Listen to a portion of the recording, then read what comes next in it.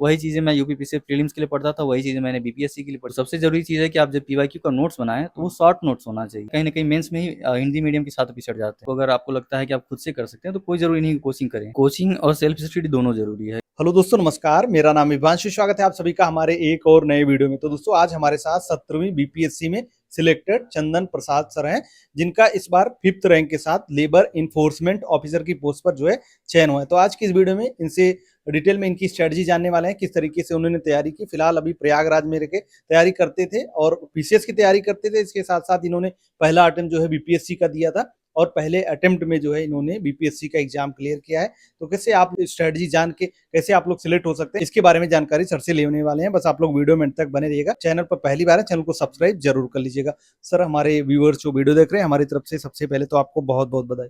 Thank you sir, thank you so much. हम जानना चाहेंगे कि आप प्रयागराज आए, प्रयागराज में कब से आपने तैयारी स्टार्ट की और किस एग्जाम की आपने पहले तैयारी स्टार्ट की? सर प्रयागराज में 2016 में आया था 12th के बाद। उसके बाद मैंने ग्रेजुएशन में एडमिशन लिया इलाहाबाद यूनिवर्सिटी में।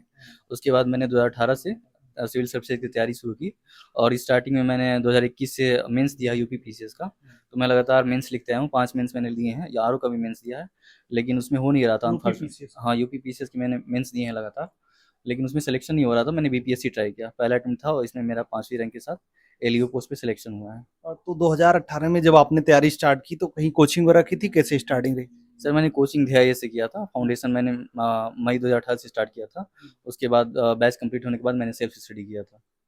आज के समय में बहुत सारे लोग बोलते हैं कि मतलब सेल्फ स्टडी से तैयारी की हमने, सेल्फ स्टडी से जो है सिलेक्शन लिया। तो आपको ऐसा क्या लगता है कि जिस तरीके से एग्जाम का पैटर्न, चाहे पीसीएस का हो गया, चाहे बीपीएससी का होगा या फिर यूपीएससी का हो गया, अगर जिस तरीके से बदल रहा है प्रीलिम्स मेंस का पैटर्न, तो आपको लगता है कि मतलब कोचिंग की नीड है छात्रों को, या फिर सेल्फ स्टडी से अगर करते हैं, मान लीजिए एनसीईआरटी से शुरू करते हैं, तो पॉसिबल है कि मतलब एग्जाम क्रैक किया जा सकता है? सर कोचिंग और सेल्फ स्टडी दोनों ज़रूरी है, क्योंकि कोचिंग की जो क्लास होती है वो सबके लिए बनाई गई है।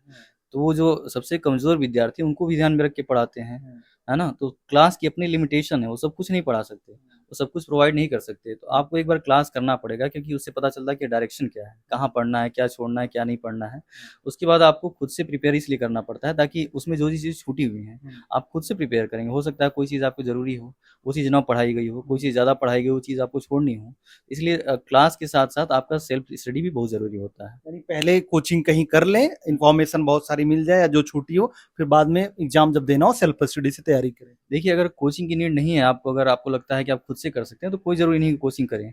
लेकिन जो चीज़ मतलब अगर आपको समझ में नहीं आ रहा है कि कहाँ से शुरू करें, कौन-सा सब्जेक्ट शुरू करें, क्या पढ़ना चाहिए, क्या नहीं पढ़ना चाहिए, तो उससे कोचिंग आप जाते हैं तो आपको एक डायरेक्शन मिलता है, एक रूटीन आपका बनता है, उसी हिसाब से पढ़ते हैं आप।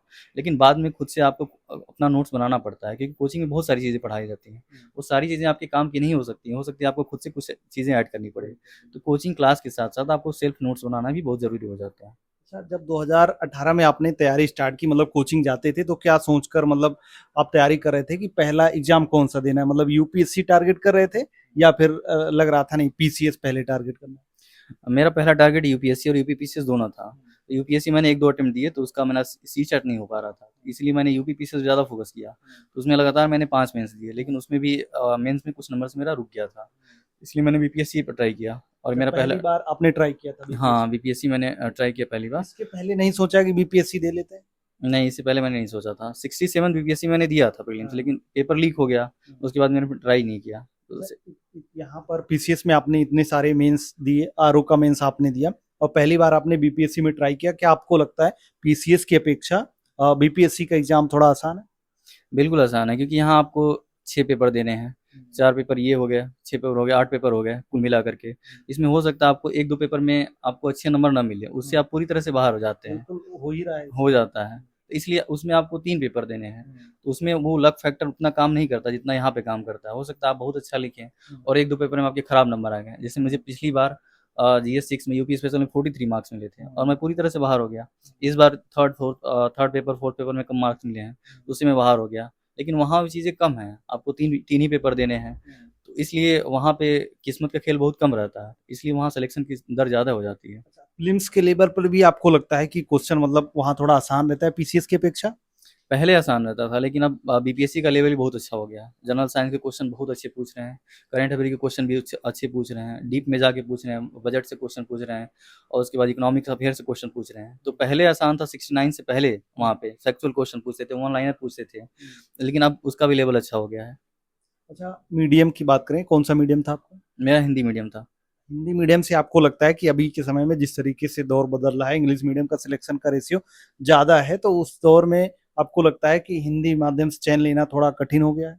थोड़ा बहुत कठिन होता है, हो सकता है कि हिंदी मीडियम वाला आप अगर 5 मिनट में, 7 मिनट में लिख रहे हो, तो हो सकता है 6 मिनट में लिख लें आंसर। वो आप तेज़ लिखें तो आपकी राइटिंग खराब हो सकता है वो तेज़ लिखे उसकी राइटिंग और अच्छी हो जाए, है ना? तो यहाँ पे इंग्लिश मीडियम वालों को थोड़ी-सी एज मिल जाती है। कंटेंट हो सकता है वो इंग्लिश में पढ़े, वो इंटरव्यू इंग्लिश में दे, तो उसको थोड़ा-सा इंप्रेशन अच्छा पड़ता है। लेकिन अगर आप अच्छा कंटेंट तैयार करते हैं, हिंदी मीडियम में भी, अगर आप इंग्लिश पढ़ के हिंदी में लिख लें या फिर बहुत सारे यूट्यूब चैनल हैं, आप लिख लेते हैं, तो ऐसा नहीं है कि आपका सिलेक्शन नहीं होगा। हो रहा है, लोगों को हो रहा है, यूपीएससी में भी हो रहा है, बीसीएस में हो रहा है, यूपी पीसीएस में भी हो रहा है। हो सकता है लेट हो सकता है थोड़ी-सी खराब रैंक पे हो, लेकिन सिलेक्शन आपका ज़रूर होगा। आपके जानने वाले में कोई मतलब इंग्लिश मीडियम का छात्र होगा, उससे आप कंपेयर करते होंगे, तो आपको क्या लगता है, क्या क्या कमी मतलब हिंदी मीडियम के छात्रों से होती है, या फिर क्या वो ज़्यादा करते हैं मतलब सिलेक्शन का रेशियो? सबसे बड़ी चीज़ तो मुझे यही लगता है कि लिखने में जो इश्यू आता है। जैसे हम लोग जितना तेज़ लिखते हैं, इंग्लिश मीडियम वाले उतना तेज़ लिखेंगे तो उनकी राइटिंग उतनी खराब नहीं होनी है, देखने में अच्छी लगेगी लिखावट उनकी। लेकिन हिंदी मीडियम का छात्र अगर लिखता है वो चीज़, तो उसकी राइटिंग बहुत ही खराब लगती है, तो उसमें नंबर कम होने लगते हैं, है ना? तो इसलिए मुझे लगता है कहीं न कहीं मेंस में ही हिंदी मीडियम के छात्र पिछड़ जाते हैं और इंटरव्यू में भी अगर आप इंग्लिश बेल्ट से हैं, तो आपका इंप्रेशन अच्छा पड़ता है, आप वर्ड यूज़ करते हैं, तो लोगों को लगता है कि हाइली एजुकेटेड हैं आप, तो उसमें कहीं न कहीं छात्र पिछड़ जाते हैं। हुँ। अच्छा, अब बात करें प्रीलिम्स का, जो पहला आपका स्टेज होता है बीपीएससी का, जैसे आप इतना समय से जो है पीसीएस की तैयारी कर रहे थे, मतलब बहुत सारी इन्फॉर्मेशन आपके पास थी, क्या एक्स्ट्रा आपने किया था बीपीएससी के लिए, और किस पर आपको लगता है कि छात्रों को फोकस करना चाहिए, तब उनका एग्जाम निकल सकता है इजीली बीपीएससी का प्रीलिम्स? बीपीएससी प्रीलिम्स हो या फिर कोई भी स्टेट पीसीएस हो, आप प्रीवियस ईयर को मस्ट मान लीजिए। प्रीवियस ईयर ही रामबाण है। सबसे पहले मैंने घटना चक्र किया था यूपी पीसीएस प्रीलिम्स के लिए, तो घटना चक्र के सारे घटना चक्र के मैंने नोट्स बना लिए थे। सिर्फ यूपी पीसीएस वाला ही घटना चक्र पड़ा था? हाँ, घटना चक्र पढ़ा था तो उसमें सारे क्वेश्चन रहते हैं, यूपीएससी के भी हैं, यूपी पीसीएस के हैं, बीपीएससी के हैं, कांस्टेबल के हैं, तो उसको अगर आप कर लेते हो तो ऑलमोस्ट 99% क्वेश्चन आपके सॉल्व हो जाएँगे। उनको लेकर के मैंने अपना नोट्स बना लिया था। वही चीज़ें मैं यूपी पीसीएस प्रीलिम्स के लिए पढ़ता था, वही चीज़ें मैंने बीपीएससी के लिए पढ़ी। बीपीएससी के लिए मैंने अलग से ये किया कि बिहार स्पेशल आपको नोट्स बनाना पड़ेगा, तो मैंने यूट्यूब से देख के बिहार स्पेशल का अलग से नोट्स बना लिया। उसके बाद बिहार स्पेशल करंट अफेयर मैंने नोट्स बनाया। बस ये चीज़ें की और वो भी हो गया प्रीलिम्स। मतलब कहीं कोचिंग नहीं की थी बीपीएससी के लिए अलग से, प्रीलिम्स के लिए अगर खासकर बात नहीं, करें? नहीं, बीपीएससी प्रीलिम्स के लिए मैंने कभी कोचिंग नहीं की, ना कोई टेस्ट सीरीज़ ज्वाइन किया।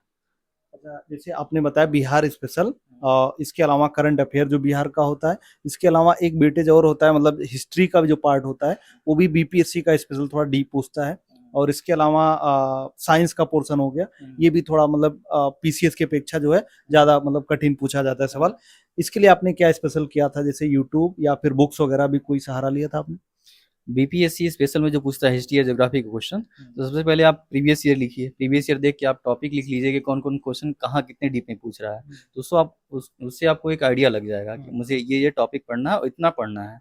दूसरी चीज़, आप पहले प्रीवियस ईयर पूरा रट जाइए। दूसरी चीज़ और इसके बाद कि आप टॉपिक देख के आप बुक से कर लिए या यूट्यूब चैनल से कर लीजिए। उसका आप एक शॉर्ट नोट्स बना लीजिए। इससे बिहार स्पेशल के सारे क्वेश्चन हो जाएँगे। और जनरल साइंस में ये हो गया कि पहले काफ़ी क्वेश्चन रिपीट करता था। तो पहले तो आप जो क्वेश्चन्स हैं प्रीवियस ईयर के उसको सारे कर जाइए, क्योंकि हो सकता है अगली बार भी रिपीट कर दे। दूसरी चीज़ कि जनरल साइंस में अब डायरेक्टली क्वेश्चन एनसीईआरटी से पूछ रहा है। तो कई ऐसी बुक्स आती हैं जिसमें एनसीईआरटी के नोट्स दिया रहता है, शॉर्ट नोट्स बना के 6 टू 12 एनसीईआरटी के, वो चीज़ दिया जाता है। तो उसको आप करते हैं तो जनरल साइंस के क्वेश्चन ऑलमोस्ट सारे हो जाएँगे। बिहार स्पेशल का, करंट अफेयर का? हाँ, बिहार स्पेशल करंट अफेयर आप यूट्यूब से बना सकते हैं, कई मैगज़ीन भी आती हैं। बुक वगैरह भी कुछ आपने पढ़ा था प्रीलिम्स के लिए, बिहार स्पेशल के लिए? बिहार स्पेशल की मैंने एडुटेरिया की बुक ली थी, पतली सी बुक आती है, उसमें सारे फैक्ट दिए रहते हैं, ज्योग्राफी, हिस्ट्री के भी फैक्ट हैं, उसके बाद अलग से जो प्रीवियस ईयर है उसके भी फैक्ट हैं, तो वो चीज़ मैंने की थी, उससे बहुत हेल्प मिला था। बहुत सारे टॉपर का हम इंटरव्यू करते हैं, वो कहते हैं कि आप प्रीलिम्स जो प्रीलिम्स का पीवाईक्यू है, वो आप घोल के पी जाइए, मतलब रट जाइए। लेकिन कुछ तरीका आपको लगता है कि ये तरीका होना चाहिए पढ़ने का, क्योंकि बहुत सारे छात्र सुनते तो हैं लेकिन उसको इम्प्लीमेंट नहीं कर पाते। जब पढ़ने बैठते हैं तो शायद मतलब थोड़ा बहुत करते हैं, फिर 1-2 दिन बाद फिर छूट जाता है, फिर 10 दिन बाद फिर याद आता है, ऐसे मतलब कि कंटिन्यू बना रहे और चीज़ें पीवाईक्यू अच्छे से तैयार हो जाए। कोई तरीका मतलब आपने पढ़ते समय निकाला हो? देखिए, पीवाईक्यू तो बहुत ज़रूरी है प्रीलिम्स में, किसी भी एग्ज़ाम के लिए। आप घटना चक्र करते हैं तो सारे एग्जाम के पीवाईक्यू तो आपके हो जाते हैं, लेकिन वो बुक भी बहुत मोटी है। अगर आप पूरा लिखने बैठते हैं तो आपकी एक किताब खुद ही बन जाएगी। तो सबसे ज़रूरी चीज़ है कि आप जब पीवाईक्यू का नोट्स बनाएँ तो वो शॉर्ट नोट्स होना चाहिए। आप कोई भी क्वेश्चन अगर 3 लाइन का है, 4 ऑप्शन है, तो हो सकता है उसमें आधा पेज में दिया हो, तो आप कोशिश करिए कि उसको आप 1 लाइन में लिखें। शॉर्ट नोट्स का मतलब हुआ कि उस चीज़ को आप 1 लाइन में लिखिए, उसका आंसर लिखिए शॉर्ट में, आप उसको पढ़ें तो रिवाइज़ हो जाए। अगर आपकी 300 पेज की घटना चक्र किताब है, तो उसको आप शॉर्ट नोट्स बनाइए तो ज़्यादा से ज़्यादा 20-30 पेज का होना चाहिए।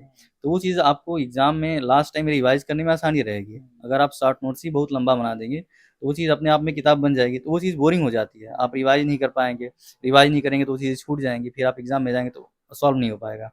तो जब भी आप नोट्स बनाएँ, उसको शॉर्ट बनाएँ, जितना हो सके शॉर्ट में लिखें और सारे क्वेश्चन एक साथ लेंगे शॉर्ट में लिखें, ताकि आप बार-बार रिवाइज़ कर पहले सकें। मतलब कितना रीडिंग करने के बाद तब नोट्स बनाएँ और क्या हमें किन क्वेश्चनों पे मतलब ध्यान देना चाहिए? जो हमें आ रहे हैं उसको छोड़ के, जो नहीं आ रहे हैं उनको इंक्लूड करना चाहिए?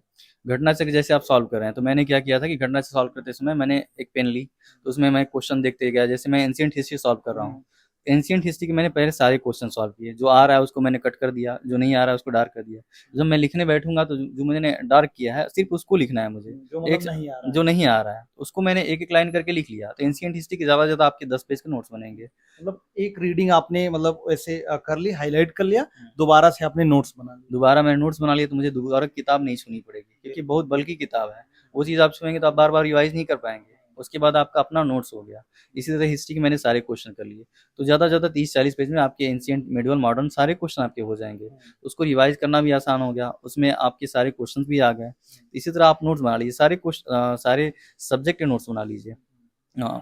ये हो गया पहला स्टेज। उसके बाद दूसरा स्टेज जो होता है वो आपका होता है जीएस फर्स्ट, जीएस सेकंड, इसके अलावा एसए का पेपर होता है। तो इसके लिए क्या आपकी स्ट्रेटजी रही थी, क्या आप सजेस्ट करना चाहेंगे, क्या आपको लगता है कि पीसीएस की अपेक्षा क्या अलग रहता है वहाँ पे मेंस के एग्जाम? जीएस फर्स्ट में देखिए, बीपीएससी में सबसे अच्छी चीज़ है कि जो चीज़ें लिखी हुई हैं, उन्हीं चीज़ों में से आता है क्वेश्चन। उसका पैटर्न, उसके टॉपिक जो हैं सेलेक्टेड हैं, वो फिक्स्ड हैं, उन्हीं से क्वेश्चन आएँगे। तो आप पहले टॉपिक देखिए, उनके प्रीवियस ईयर पहले तो सारे लिख जाइए। फर्स्ट, सेकंड या थर्ड के जितने भी क्वेश्चन हैं, उनके सारे आप प्रीवियस ईयर लिख जाइए। उनको अच्छे से देखिए, एनालाइज़ करिए कि कौन-कौन से टॉपिक से क्वेश्चन पुट कर रहा है। उसको देखने के बाद आप टॉपिक के हिसाब से नोट्स बनाइए। जैसे आर्ट एंड कल्चर है, पटना कलम चित्रकला पूछा, तो आपको समझ में आ गया कि पटना की जितनी भी आर्ट्स हैं, जो लोकल लेवल पर प्रचलित हैं, तो उनसे क्वेश्चंस पूछ रहा है। तो आप यूट्यूब से देख के सारे आर्ट जो हैं उनके बना दीजिए नोट्स।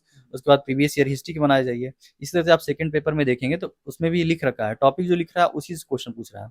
उसके बाद जो करंट अफेयर की चीज़ें हैं, करंट अफेयर में आप टॉपिक देखिए, टॉपिक में देखिए, उसके बाद देखिए कि प्रीवियस ईयर में कौन-कौन से क्वेश्चन पूछ रहा है। आपको समझ में आएगा कि इंटरनेशनल रिलेशन में क्या पूछ रहा है, या फिर जितनी भी चीज़ें हैं, आप अगर टॉपिक के हिसाब से भी नोट्स बनाएँगे यूट्यूब से देख के, तो आपकी सारी चीज़ें कवर हो जाएँगी। ऐसे में हो गया। ऐसे में वही चीज़ें हैं जो टॉपिक हैं लगभग जो यूपीपीसीएस प्रीलिम्स, यूपीपीसीएस मेंस में हैं। तो पहले तो आप फर्स्ट और सेकंड सेक्शन के जो हैं, उनको आप देख के कोटेशन सारे लिख जाइए। थर्ड सेक्शन में आपको लोकोक्ति पूछ रहा है, वहाँ के लोकल लेवल पे जो प्रचलित हैं, तो उनकी सारी लोकोक्तियाँ, मुहावरे आप पहले लिख जाइए, उनका मतलब समझिए। आप ये भी समझिए कि उनके फ़ेवर में लिखना है या अगेंस्ट लिखना है। कई चीज़ें हैं जो फ़ेवर में लिख सकते हैं, कई चीज़ें अगेंस्ट में लिख सकते हैं, कई चीज़ें हैं आपको न्यूट्रल होना पड़ेगा। तो आप पहले तो उनका मतलब समझिए कि वो कहना क्या चाहती हैं लोकोक्तियाँ। पहले सारे लिख के रट जाइए, उनका मतलब समझिए, उनके फ़ेवर में या अगेंस्ट में कुछ-कुछ कोटेशंस आप लिख जाइए। यूट्यूब से बहुत सारे कोटेशंस अवेलेबल हैं, या फिर किताब ले लीजिए, उनको आप लिख लीजिए। ऐसे कर के आप बहुत अच्छे से ऐसे भी कर सकते हैं और बहुत अच्छा स्कोरिंग भी होता है उसमें। अच्छा, एक क्वेश्चन और रहेगा हमारा हुँ। कि क्या जैसे कि अगर कोई छात्र अगर प्रीलिम्स के लिए टारगेट कर रहा है, प्रीलिम्स के बाद क्या इतना समय मिलता है कि मेंस का एग्जाम प्रिपेयर हो सकता है अच्छे से? बिल्कुल मिलता है, लेकिन अगर आप पहले से प्रिपेयर रहेंगे तो ज़्यादा बेहतर होगा।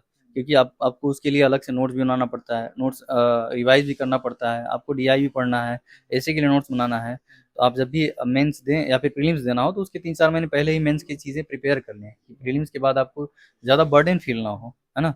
नहीं तो उसके बाद आप प्रेशर फ़ील करते हैं, फिर एंग्ज़ायटी में आप नोट्स भी नहीं बना पाते हैं, कोई चीज़ें अच्छे से नहीं हो पाती हैं।